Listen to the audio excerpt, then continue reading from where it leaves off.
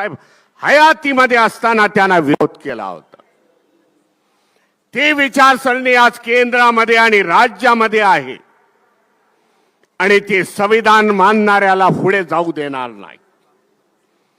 सांगू इच्छितो, जेवढा विरोध होईल तेवढा आंबेडकरवादी रस्त्यावरती येईल आणि रस्त्यावरची लढाई जिंकेल। आज देशाचं चित्र काय आहे? देशामध्ये ह्या व्यवस्थेला जो विरोध होतोय तो आंबेडकरी वाद्यांचा विरोध होतोय।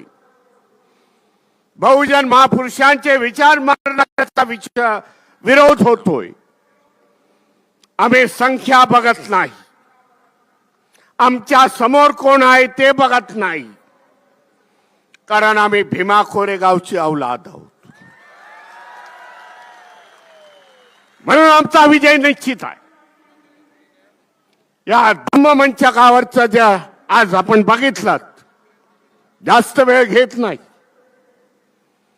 परंतु आज एकोपा जे मायनॉरिटीज आहेत या देशामधले मुस्लिम आहेत, आज लिंगायत समाजाचे धर्मगुरू इथे बसलेले आहेत।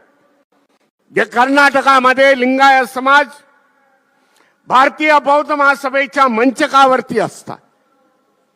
शीख धर्मीयांचे धर्मगुरू आज बसलेले आहेत। एकोपाचं वातावरण आज देशामध्ये आहे। ह्यांना वाटतं संविधानाच्या माध्यमातून त्यांचे हक्क आणि अधिकार शाबूत आहेत। त्यांना पुढची गंभीरता कळलेली आहे। जर संविधान या देशामधून जर गेलं, त्याची छेडछाड केली, संविधानाचं इम्प्लिमेंटेशन केलं नाही, तर आमचे हक्क आणि अधिकार शाबूत राहणार नाही। लोक आज जानतायत, आने वाली हमारी पीढ़ी, आने वाली हमारी जनरेशन, उनके लिए हमें झगड़ना पड़ेगा।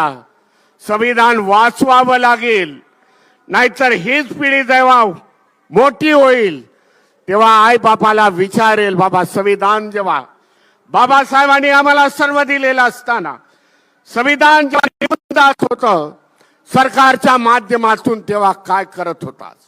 ही आखरी लढाई आपल्याला लढावी लागेल या देशामध्ये आणि जिंकावी लागेल, एवढाच मी संदेश देतो। आपल्या सगळ्यांचं अभिनंदन करतो। वेळेचा अभाव आहे,